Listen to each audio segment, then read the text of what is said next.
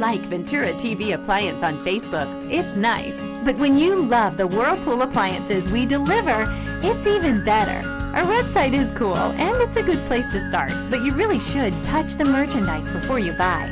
Touch the new Whirlpool Ice Collection. It offers a modern style made to create an inspiring kitchen experience. Save big on this Whirlpool Black Ice or White Ice kitchen. Come in to Ventura TV Appliance and touch the merchandise today. Hi, I'm John Mallos. Welcome to this special edition of Connect with me here on the showroom floor at Ventura TV on this Friday morning. We're here live at 10 o'clock from 10 to 11 with one guest, one program talking about the DA's race between smittcamp and Egan. We'll have one candidate in the studio today. You can call in and ask a question. We asked the other one to come in, but no response. But you can call in and ask your pointed questions. 436 MeTV option 11. Do turn down the sound. We're back with our hour-long program, our interview, in just a moment. Tonight I want to discuss the importance of the television medium to the American people.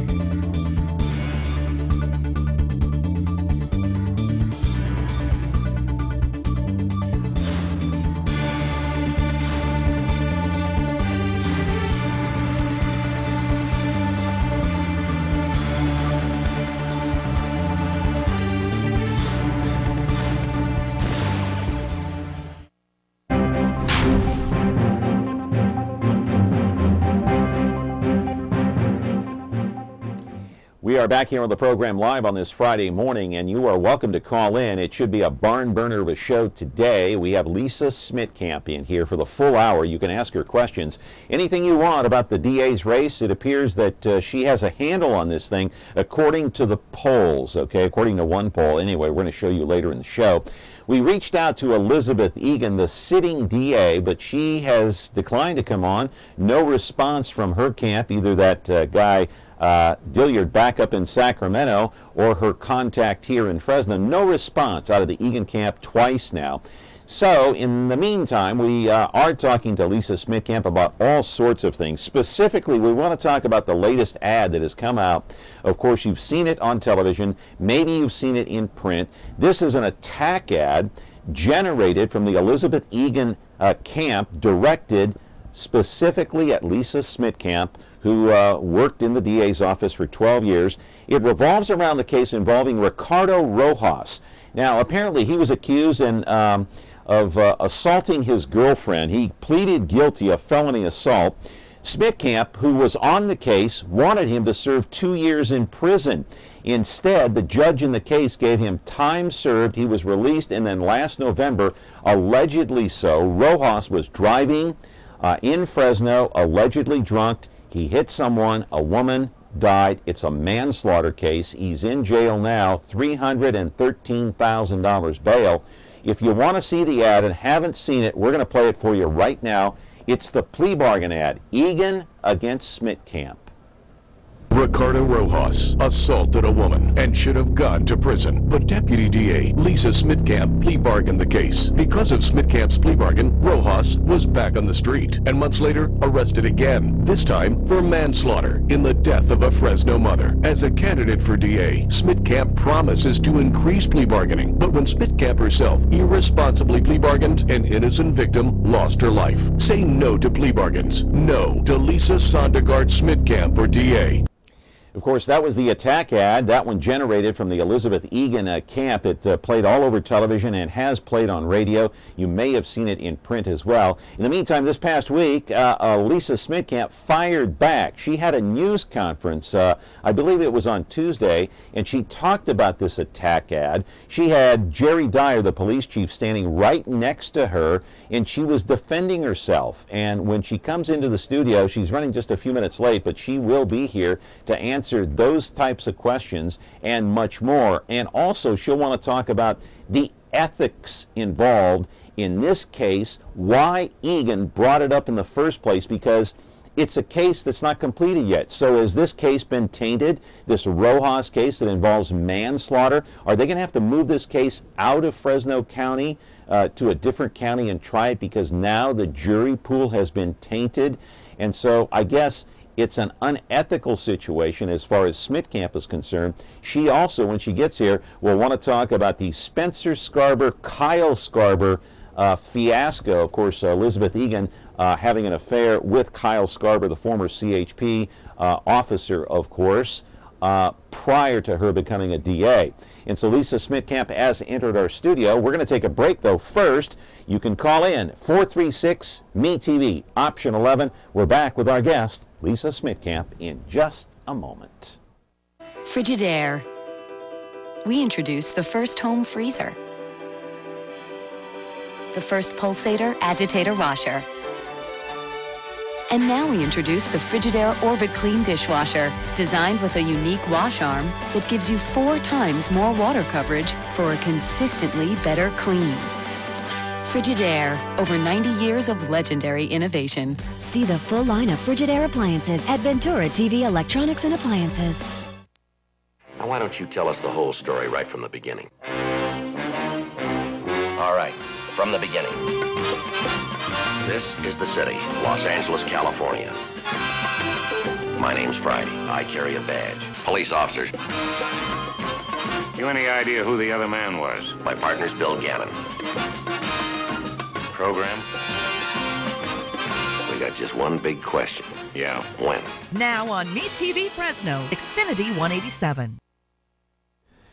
We're back here on the showroom floor at Ventura TV on this day, Comcast channel 187 and 43.6. Again, we introduce Lisa Smittcamp. She's running for DA against the sitting DA, Elizabeth Egan, and we welcome you into the studio. How are you, Lisa? Thanks, I'm well. How are you? Wow, lots happened. Yeah, it's busy. Since you were last here. Hey, I want to run that attack ad again because I played it in the monologue piece, and you know, it's the attack ad involving Ricardo Rojas. You've seen it. A lot of people have seen it.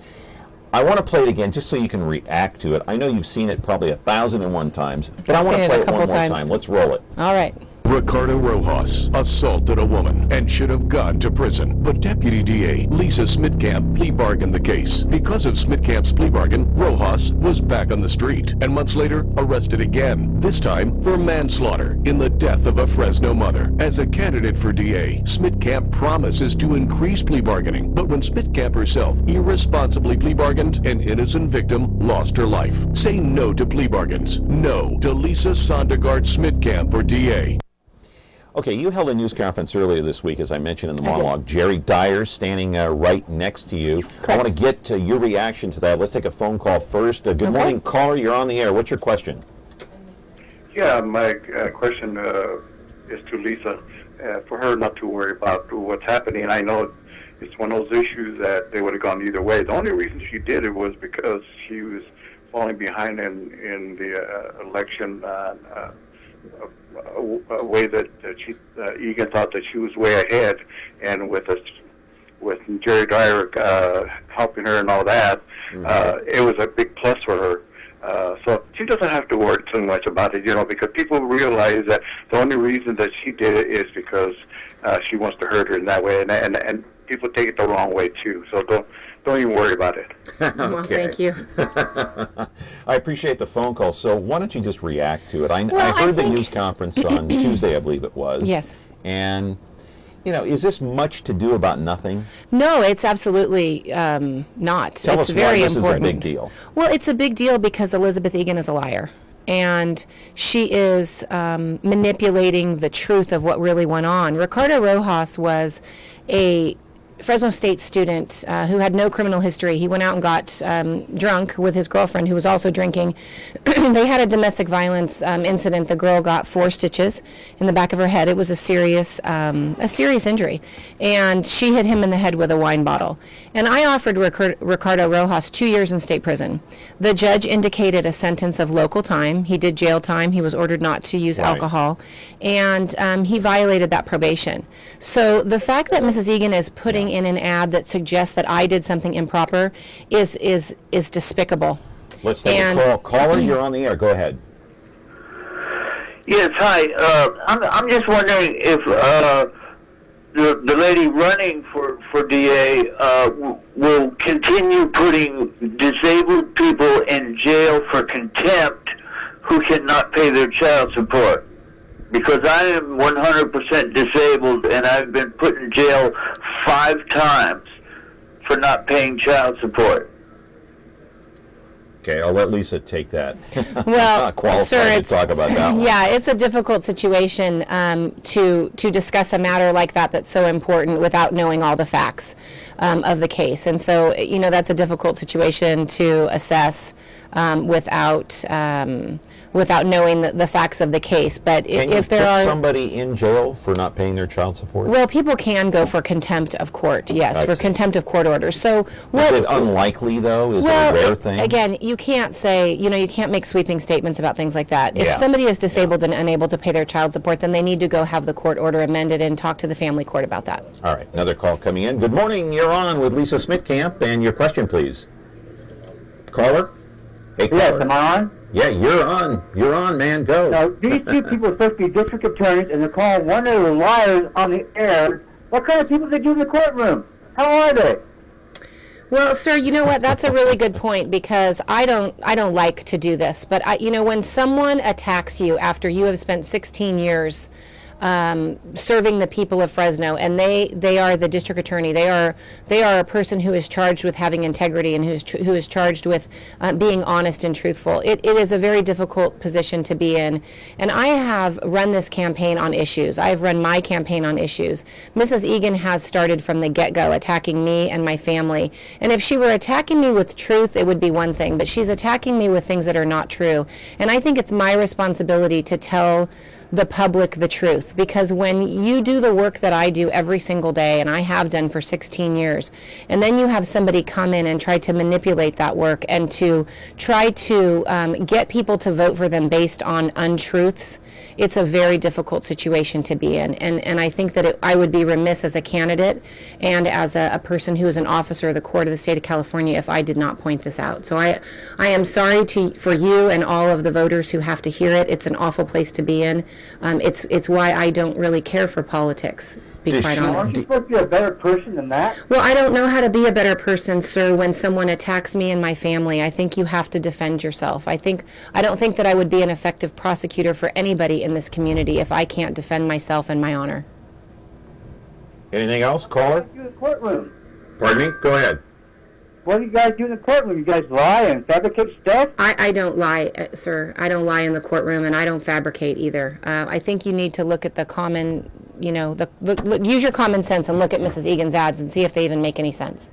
Do you think the ad was out of desperation because she is behind in the polls, at least what I've seen on Channel 30 and one of the polls that your camp released? Is it an act of desperation? John, I don't know what her act is. I can't purport to suggest or even to comprehend what Mrs. Egan or her campaign consultants from Sacramento are doing. Yeah. You know, she's a politician. I'm a prosecutor. I don't know what she thinks. I don't know why she acts the way that she does. But what I do know is that her prosecutors and her investigators, the mayor, the police chief, Jerry Dyer, the mayors. They're supporting you. There's mayors all over. You know, we're coming out with a press release today where there's a lot of the smaller town mayors that are endorsing me.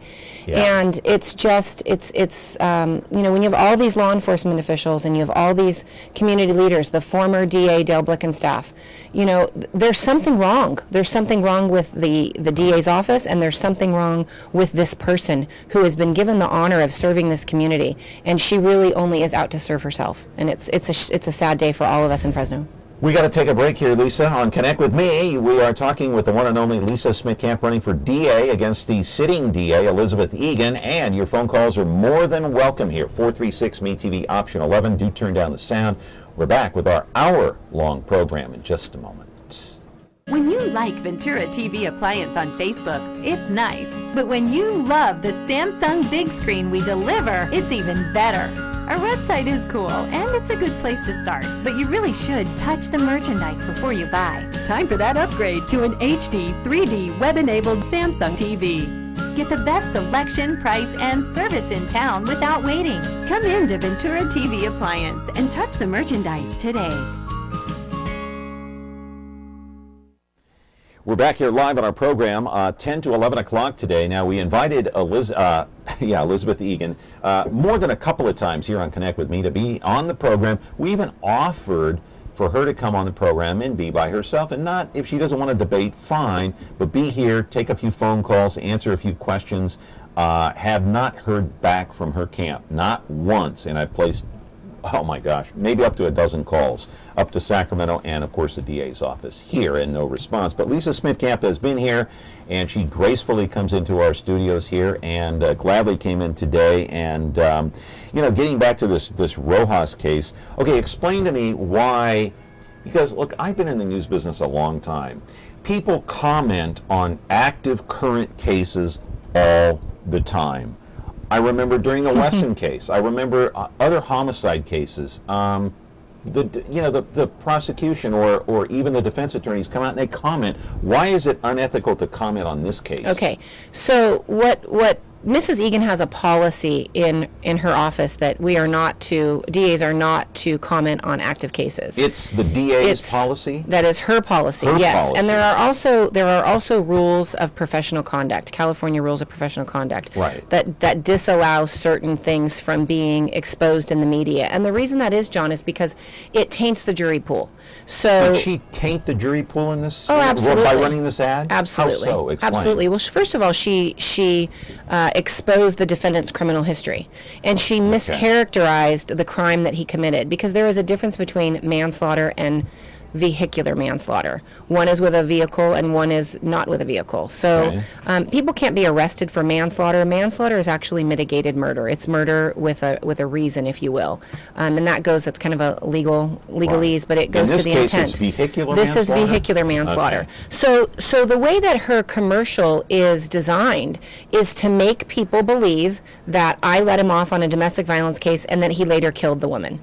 And that's not the case at all. The woman who was the domestic violence woman actually came out on Channel 30 and was incensed by Mrs. Egan's ad because she was not contacted, she was not advised that this was coming out. And in California, domestic violence victims have a right to privacy. And by this ad that you've run, oh yes, by law, we have to, they're named as Jane Doe in the complaint. Okay. So not only did Egan violate the defendant's rights in this commercial, but she also violated the victim's rights. She broke the law, not only ethically, but legally. And when she violates, I mean, there's a law out there that everybody knows about. It's called Marcy's Law, and it's the victim's Bill of Rights, basically. Yeah. And that says that domestic violence and sexual assault victims have the right to remain anonymous. Now, this young lady maintained a relationship with Mr. Rojas. She was living with him. She never told anybody except her mother and a few close friends about her domestic violence incident. You so now Rojas to serve 2 years, right? I offered him 2 years, yes. What did he say? He pled guilty to a felony strike. So now in his new case, the vehicular manslaughter case, because of the conviction that I attained in the domestic violence case, he will do double the time in the vehicular manslaughter case because of the conviction that I got. Okay. Caller, you're on the air with Lisa Smittcamp. Go ahead. Hey, caller. Yes. I'm watching your program, and I made sure to turn my sound down like you told me.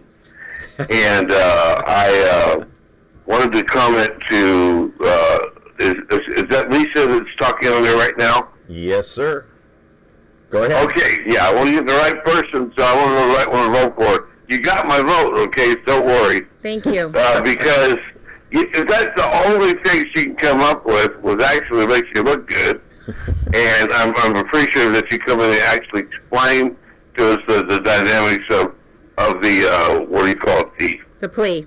That it was actually driving, I'm sorry, well, and it wasn't, manslaughter. You go after manslaughter somebody because it's just, the intelligent people out there know you're the best one. Well, just thank because you, she put that ad out, but the ad made her look bad, not you. Well, thank you, sir. I appreciate that. I think that's the sentiment of a lot of people, so I appreciate you voicing that. Thank you. Hey, I appreciate the phone. I want to let you know that because, the intelligent people out there know, that makes you look good and makes her look bad. Thank you, sir. I mean, thank you.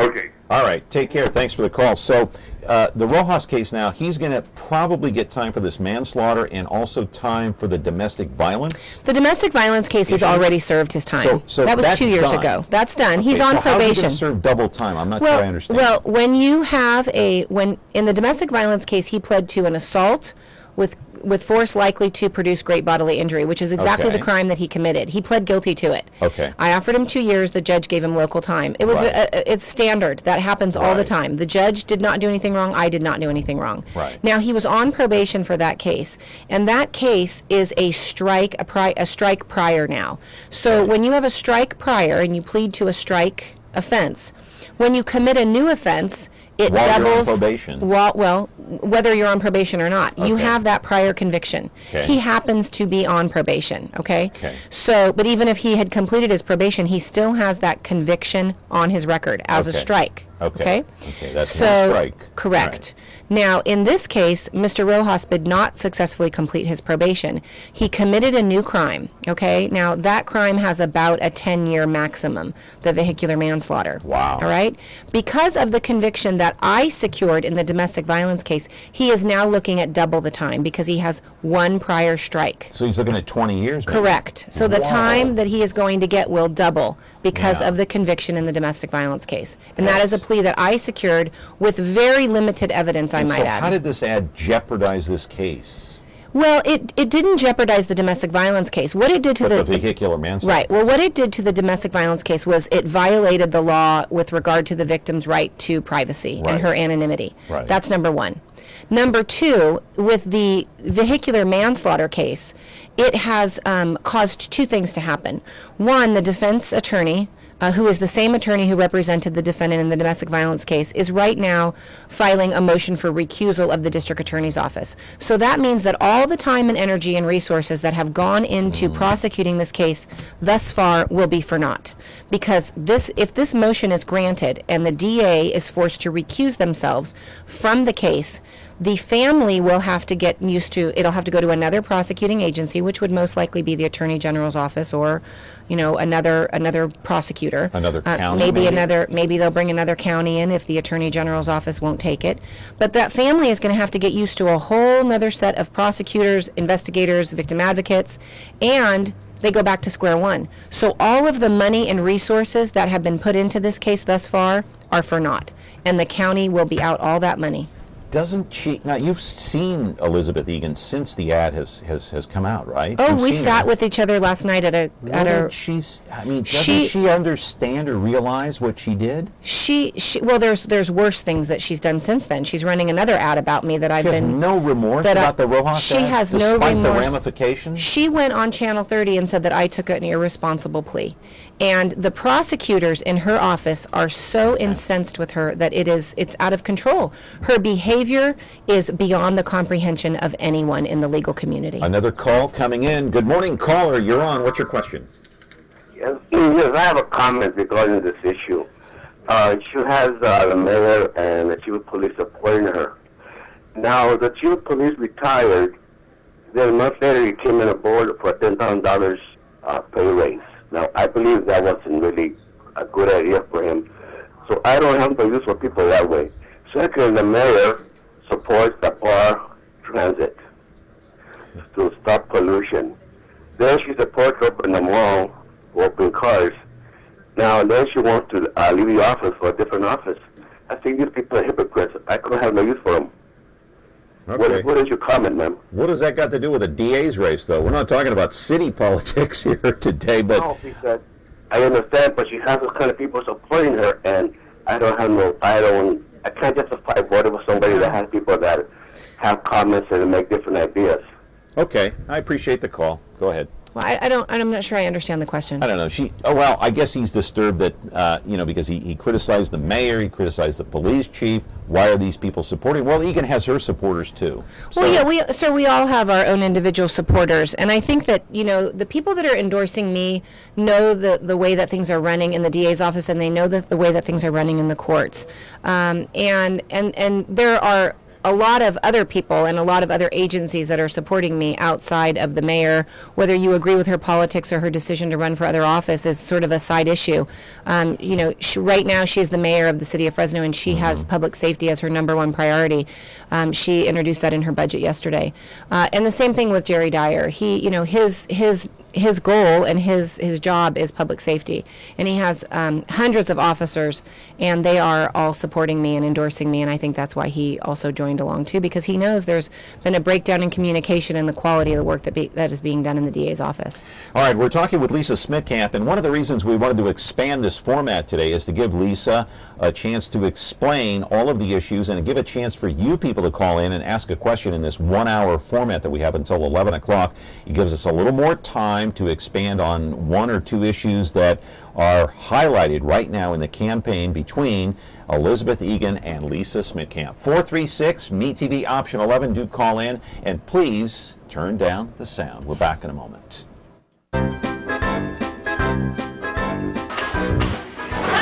Don't you ever hit me again!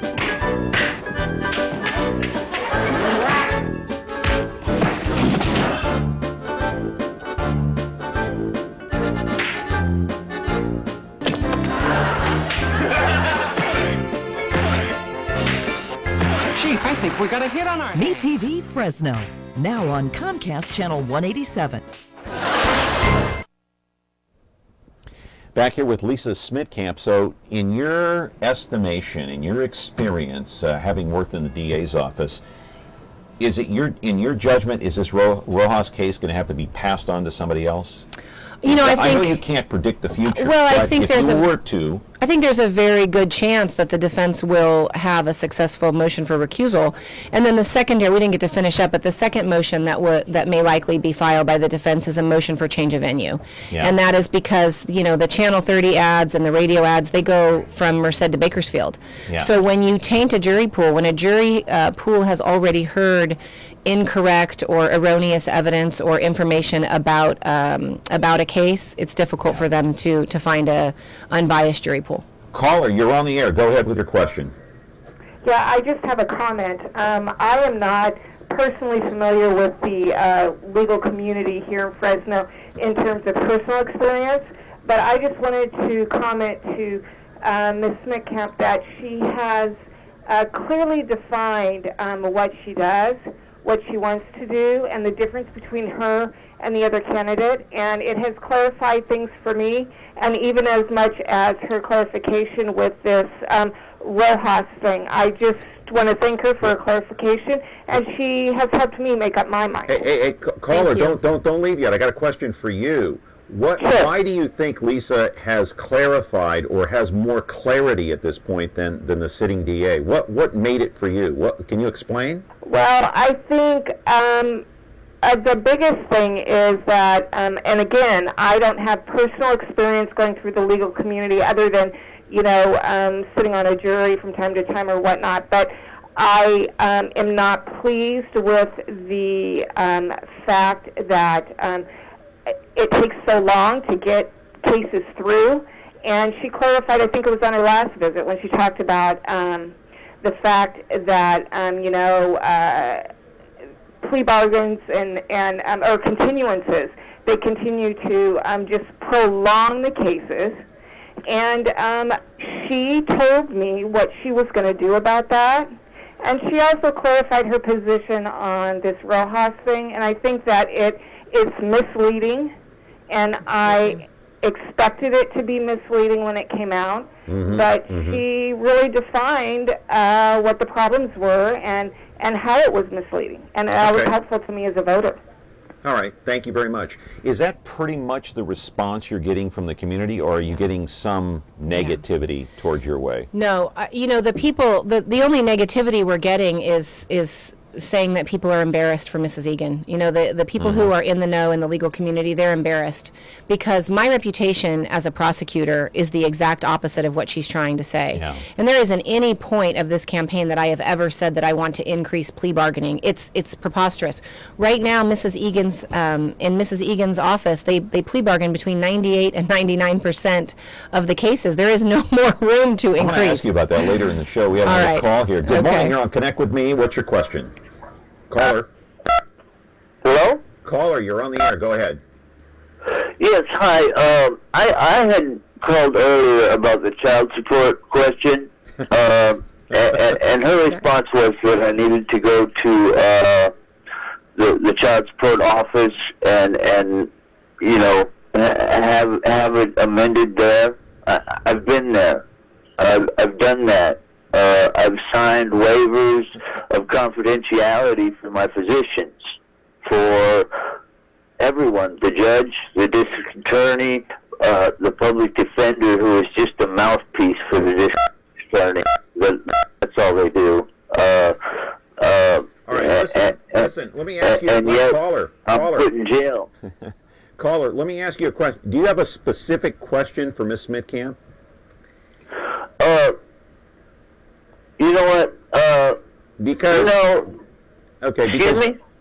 I want to know if you have a specific question, because we can't just let you come on here and just ramble for 2 or 3 minutes. But go ahead if you have a specific question. I understand that. I suppose I really don't. No, I was just wondering why, you know, I wasn't put through to speak with her when other callers are.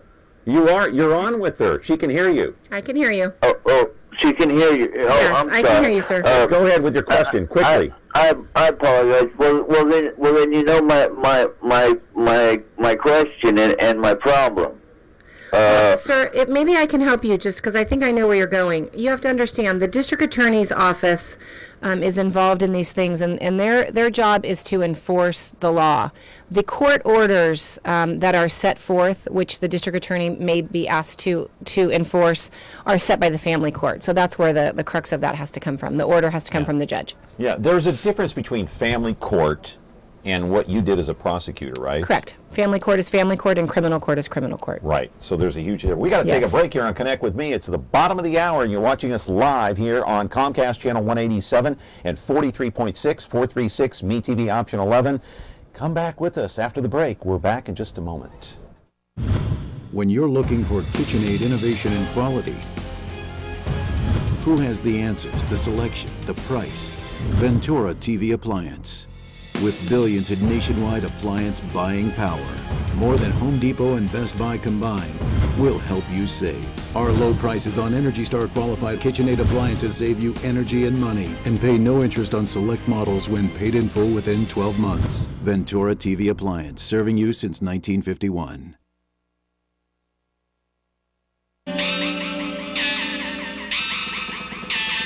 Remember me? After practicing law, Raymond Berg fought crime. You have the right to an attorney. As a hard-boiled detective on wheels. Ain't it the truth? His name is Ironside. Perhaps you wouldn't mind saying it again. His name is Ironside. All right, now you've said it. Nothing slows him down. I want to see this one firsthand. Now on MeTV Fresno, Xfinity 187. Well, what are we waiting for?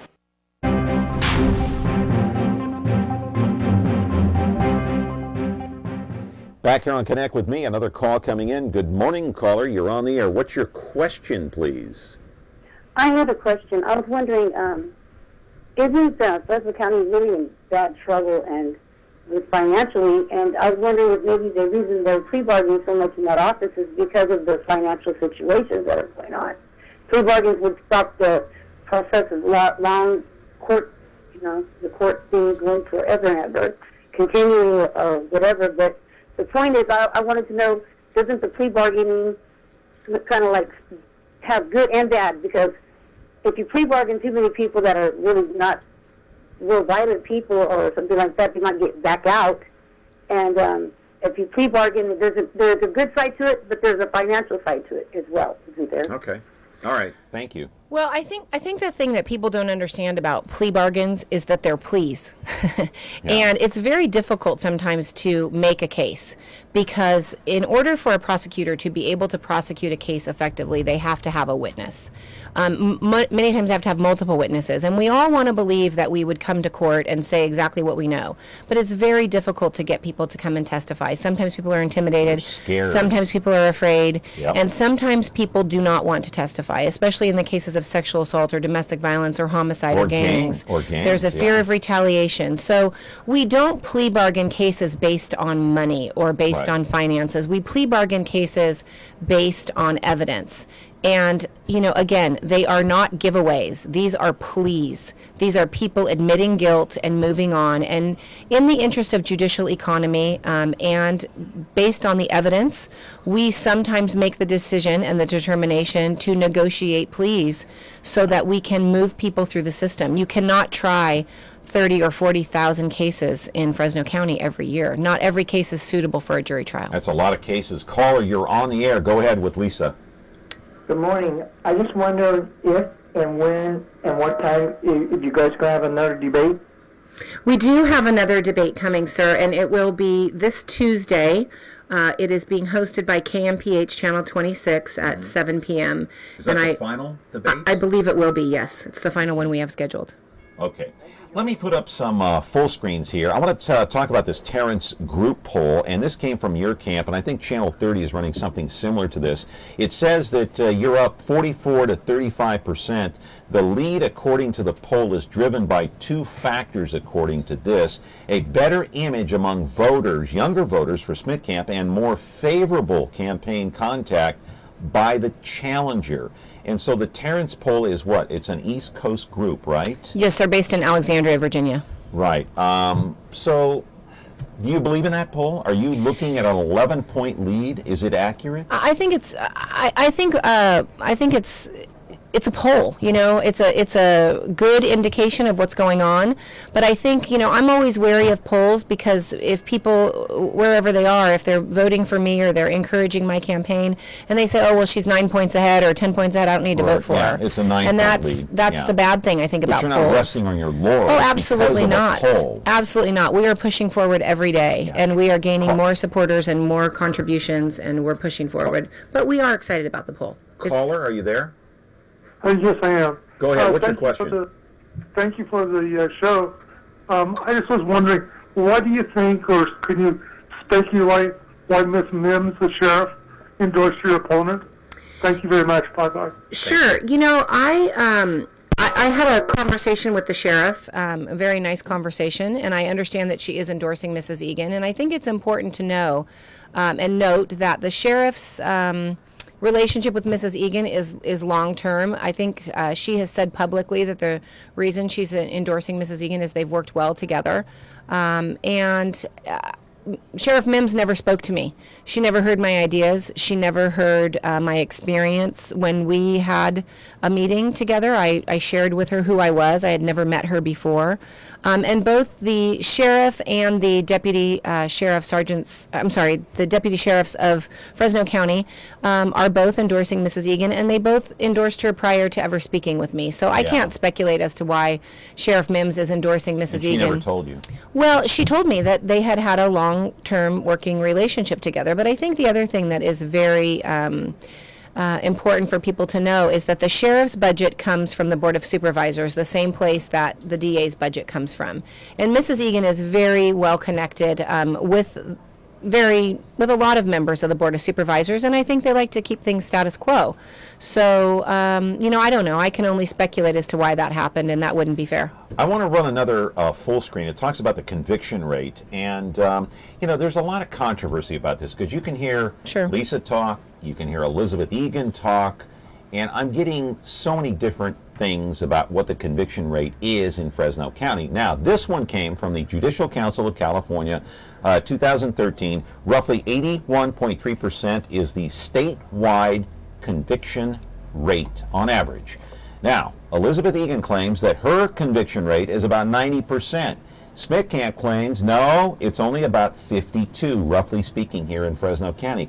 Why such a difference of opinion about conviction rate And why is that important in the campaign? Well, I think that the conviction rate of the DA's office is like asking a company what their sales records are. That's how we sort of measure. Now, the 52.53 comes from the Judicial Council of California in Sacramento, and they receive their statistics from the Fresno County courts. Okay? Right. Mrs. Egan's 92% conviction rate is inflated, and statistics can lie, as everybody knows. She has not provided any basis for these statistics to anybody. The B has asked, we have asked, and she just says came up it's with that 90%. 90% figure? Well, she has little numbers that she gives us. This is how many cases we filed, and this is how many resulted in guilty pleas. But what Mrs. Egan does is if she has a case that has, let's say there's 5 felonies charged, and there's a trial, and the person is convicted of a misdemeanor, a lesser included misdemeanor, she counts that as a conviction. So, and the court does not. So I've spoken to the judges, and I've spoken to the clerks in the court, and I say, how do you measure convictions? And they say, unless somebody is convicted of what they are charged with, we usually don't count it as a conviction. So another call coming in. Caller, are you there? Yes, I am. Go ahead. What's your question, quickly? Well, actually, my question has to do with the 80% of court cases that I've seen go to court seem to be laid over, and they might address 20% of those cases per day. And this is due to the district attorney not being ready for those cases. They're not prepared. This seems to me like it's a big waste of money, of taxpayers' money. I want to know if anything's going to be, if you going to do anything to address this. This is a huge issue, and it's a great question. The problem in the Fresno County courts is twofold. The district attorney has to always, quote unquote, be ready to go, because we have statutory time limits in which we need to prepare our cases. 10 days statutorily for prelims for people who are in custody, and then after that 60 days for trial if they are in custody. So the DA always has to be ready. But the problem inside the DA's office is that since Mrs. Egan hired this person by the name of Kelly Keenan back in 2010, he brought in policies from Riverside County which have strangled and paralyzed the prosecutors, and they are not allowed discretion to handle their cases because they are under this fear and threat that they have certain things that they have to do. That's what is wrong on the DA's end. And also the filing department in the DA's office needs to be more well staffed. We have great lawyers in the office, and they do a fantastic job. There's just simply not enough of them to get through the cases, and the allocation of resources inside the DA's office needs to be adjusted so that we can fix that. And the other problem inside the courts is that we do not have enough public defenders because the Board of Supervisors is not as well informed as they need to be about what's going on inside the courts. And without public defenders, DAs can't do their job because the defense continues and continues. All these cases get continued. Why are the courts all backed up? I talked about this with, who was on here the other day? Stephen D. Smith. I talked about this with Chuck McGill. Right. All of the people running for judge have come in here talking about the fact that the courts are all backed up. And what do they tell you? Well, they told me they blame the attorneys because they're not prepared. They're not prepared, and they ask for a continuance. Right. Because the attorneys are saddled with too many cases. And that's exactly what I'm saying. Yeah. That's exactly what I'm saying. And if you don't have a strong... how do you fix that? Well, the way you fix it is you sit down with the Board of Supervisors and you come together. People in Fresno, the city and the county, everybody fights each other. They don't work together very well from my humble perspective and my humble opinion. And so we need to come together as justice partners. The sheriff, the DA, the public defender, and the probation needs to really sit down with the Board of Supervisors and say, how much money do we have and how can we make each department healthy? Because one department cannot function without the other one. If an attorney comes into a courtroom and he's got 15 cases he's looking at, there's only 24 hours in a day. He can't prepare. 15 is nothing, John.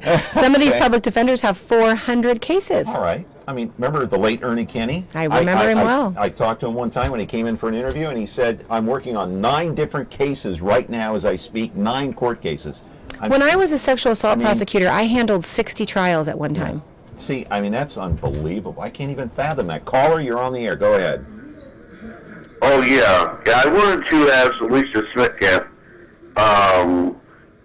if they still take the oath of office when they, the oath of office as far as protecting the Constitution of the United States, the Bill of Rights, and of course, Declaration of Independence. They still support that oath of office. And my next question is, how serious do they take that? And do they actually go and study what the Constitution teaches and for our rights, as citizens, individuals, that those rights be upheld? We get right. What's your issue on that? Go ahead. Thank Sir, you. absolutely. Every deputy district attorney takes an oath, and that includes exactly what you have just enumerated. We have a duty to uphold and defend the Constitution. We also have a duty to uphold the laws of the state of California, and we also have a code of professional responsibility. In this campaign, Elizabeth Egan has violated the California law as well as the code of ethics.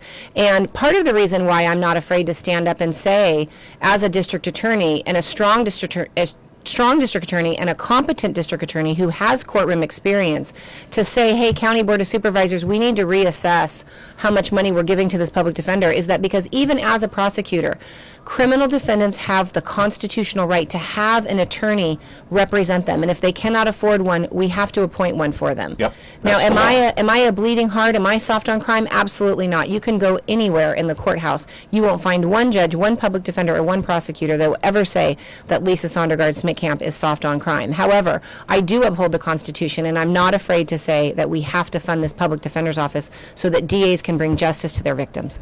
All right, we're talking with Lisa Smittcamp here, fighting her way to the top, trying to become the DA, and wants your vote. 436 MeTV option 11. Again, we invited Elizabeth Egan, but she has failed to get back to us by telephone. Back with your phone calls in just a moment. Station 51. Station 51. Television is in dire need of help. Emergency. Paramedics John Gage and Roy DeSoto, please report to MeTV immediately. LA Squad 51. Dr. Brackett and Nurse McCall are awaiting your arrival. Please stay with me. Just this one thing. It's very important. Emergency. I never thought anybody'd find me here. Fire department, staff. What's the address? On MeTV, weekdays at 5, 4 Central. 10-4. Back here with Lisa Smittcamp, and recently you debated at the Lincoln Club with Elizabeth Egan, and we talked about the conviction rates, and you said you got your conviction rate numbers from the Judicial Council of California, the report from 2013. That's correct. And in Fresno County, it is 52%. Yes, and I think That's actually, what they- I think that that's was what they actually claim, right? it wasn't it was the previous year. I think it was 2011, 12. Yes. 11 and 12. Okay. During the debate at the Lincoln Club, this is what Lisa Smittcamp had to say about the conviction rate. So let's take a look and a listen. What Mrs. Egan is touting as this apparent 92% conviction rate is a manipulated number, because the Judicial Council of California puts out a report every year, and as Tal said, it's here for anybody who would like to see it. And it shows that Fresno County is 32nd in the state. Now, the last available statistics are for the year 2011-2012. These are for all the felony cases that are filed in Fresno. We are at a 52.53% conviction rate, which is well below the state average, 32nd in the state. Those are for the totality of the cases that are filed. What Mrs. Egan and her administration like to focus on is simply the jury trial statistics. Between 1 and 2% of our cases go to trial. The other 98 to 99% of the cases she doesn't want to talk about because she's at a 52% conviction rate. If you focus on only the jury trial statistics, it's a warped number. All right, I'll let you comment in just a second. We have a call. Good morning, caller. Quickly, what's your question? Only the jury trial Oops, got the sound up. Got to cut it off. Go ahead. Sorry about that, caller.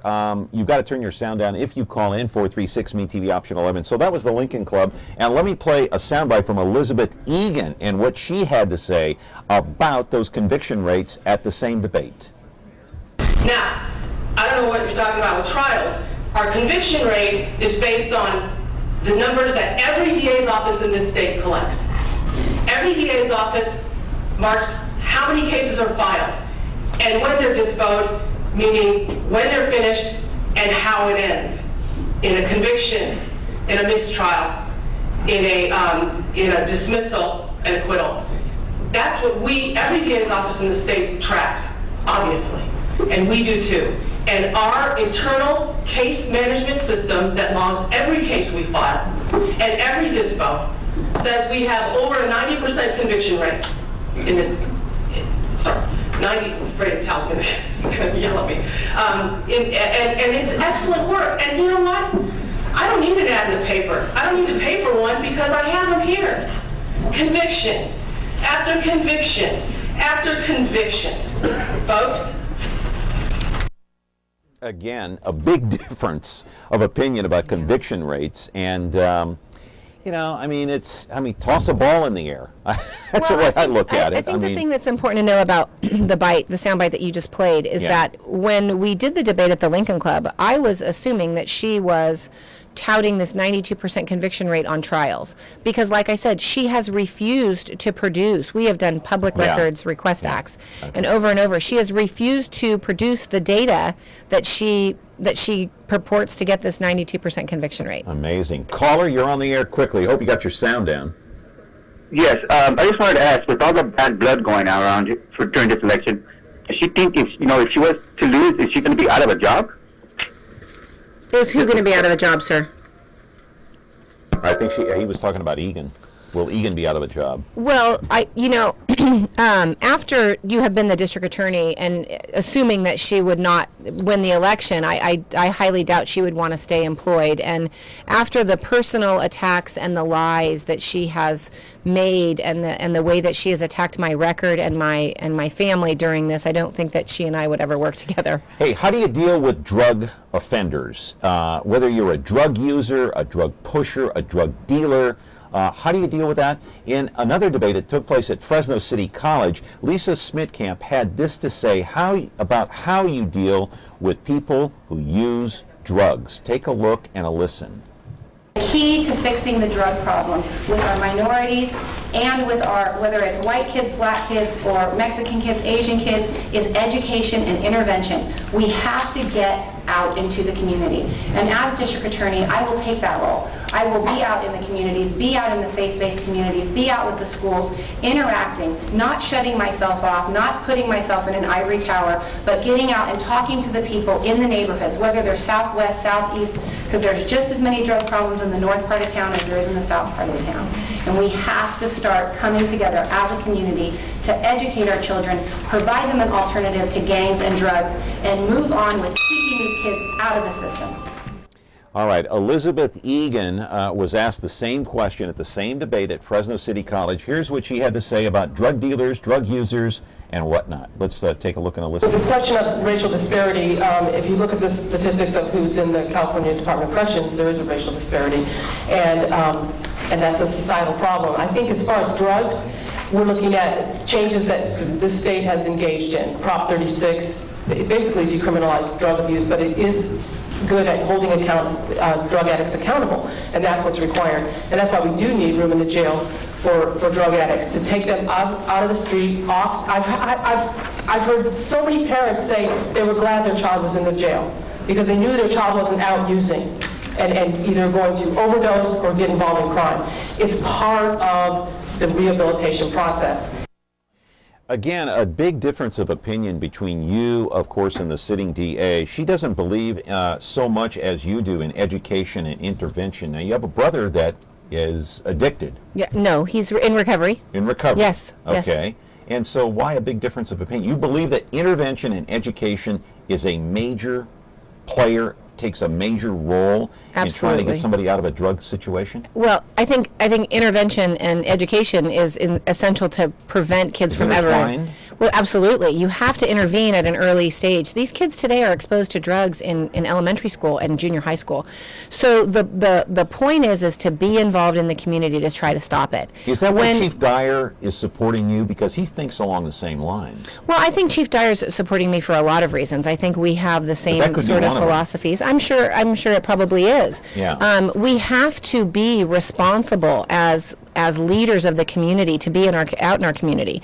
So, there may be viewers out there or listeners out there who, say, well, I don't know anybody in the legal system, and I'm not sure who to believe, and I don't know what's going on. Yeah. But think about it. If you have been a citizen of this county for the last 10 or 15 years, and where have you seen Elizabeth Egan? Have you ever seen her at a youth center? Have you ever seen her at your church? Have you ever seen her? Have you been there? Have I been where? Yeah. Have I been where? Churches? Oh, well, yeah, I go to church. But yes, I'm very active in the community. I'm a member of Rotary. I'm a member of Candlelight Guild. But the places that you just mentioned, you've been there. Well, I wasn't the district attorney. I didn't have that role. But yes, have I spoken at schools? Yes, I have. I have taken on those duties, and I have been very involved in my own children's school with school safety and getting people to come. Off drugs. Sure, and I have done child abuse seminars in my children's school. Very active in the community. That's what we need to do. Ask yourself, have you ever seen Elizabeth Egan out in the community? Because I think the answer will be no. Let's take this call real quick. Short on time. Hello? Go ahead. Hi, I just called. I just caught the last few minutes regarding the other woman saying to put the drug users in jail and everything. I hate to tell you this. I'm 56 years old. I've seen a lot of this stuff come and go. I've seen nonviolent offenders. You put them in the prison. When they come out, they know everything that the violent people know. That is the main university of how to learn to do crime. You do not treat a disease. Why do we put all the alcoholics in jail? Okay. That's a drug. That causes more domestic violence and stabbing, shootings than heroin and cocaine, marijuana, whatever combined. Got it. Why don't we put them in jail for rehabilitation? Okay. That makes no sense. I agree with Miss Smittcamp. Is that her name on your show? I'm sorry, I just tuned in. The other lady, whoever she was, I would like to know her name. Elizabeth Egan. Miss Egan? Yeah. Well, Miss Egan definitely needs to wake up to the facts because we cannot continue.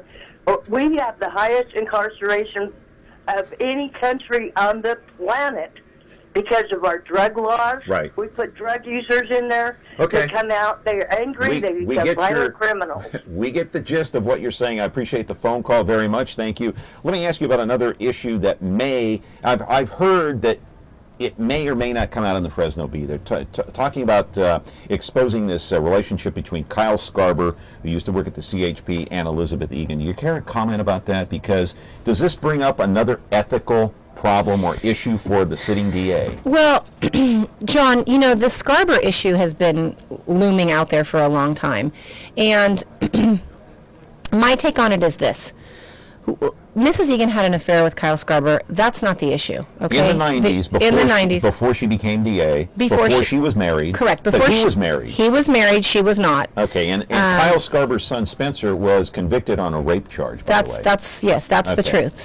So the fact that she had an affair with a married police officer is the. What's the issue then? The issue is that when that case came into our office for filing, she should have immediately conflicted out and sent it somewhere else because of her personal relationship from the past. Why didn't she? I don't know. I would assume that she was trying to protect her own reputation because, if I can just finish, because at that time, Mr. Scarber's wife did not know and family did not know, and that's all supported in the documents that they filed during the litigation. And so I'm sure it was because she was trying to protect her reputation. I mean, what woman wants anyone to know that she had an extramarital affair with a married man? You are the right, but she should have sent that case elsewhere. She absolutely should have. That's the conflict of interest, right? That case was in our office for 4 months. And it wasn't until Kyle Scarber exposed the affair that Elizabeth Egan conflicted. But I want to ask you, did other people in the DA's office, such as yourself or other members there, did they urge her to do that? Nobody knew that she had the affair until Kyle Scarber came forward, or people that did know. By then it was too late. I wasn't in the office at that time, and I never socialized with Mrs. Egan, so I didn't know her personal life. I don't know who knew, but clearly... So nobody knew at the time? No, as far as I know, nobody knew until the defendant's father, who was a CHP officer, came out, exposed it to his family, and exposed it to the defense Is it a trust issue? attorney. Absolutely. It's an ethics issue. It's a perfect snapshot into who this person is. The way she has ethically handled cases in her own office versus how, and in conjunction with how she's handling this campaign, shows that she puts politics and protecting her own reputation over victims and principle. And that's why it's time for a change, John. Okay. We got how much time left? 20 seconds. Anything you want to say in 20 seconds? You can look right in that camera there. What I want to say is that this job of being a deputy district attorney is my passion. I have the support of the prosecutors and the investigators inside the DA's office, and in addition to all the other endorsements that I have from the numerous law enforcement agencies and the numerous community leaders. And I just would like to ask the voters to just do the work and research and find out who you're voting for, and go to my website, www.lisasmittcamp.com, and check out what the victims and the cops say about me. Very gracious of you to come in Thank twice. you for having me, John. I appreciate it. Good luck to you in the campaign. Thank you very much. Thank you. All right. Lisa Smittcamp running for DA. The primary is on Tuesday, June the 3rd. Fast approaching, my friends. Hope you have a great weekend. Back here next week and on Monday with George Hostetter, the Fresno Bee. Have a great weekend. See you then.